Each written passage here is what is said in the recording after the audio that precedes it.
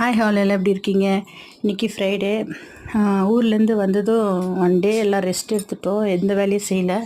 மறுநாள் தான் நான் எல்லாத்தையும் எடுத்து வெளியில் வச்சுருந்தேன்.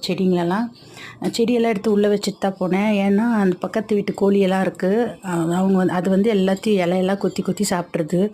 ஸோ அதனால் எடுத்து எல்லாத்தையும் உள்ளே வச்சுட்டு போயிட்டேன். மல்லிகைப்பூ நல்லா பூத்துருந்துச்சு.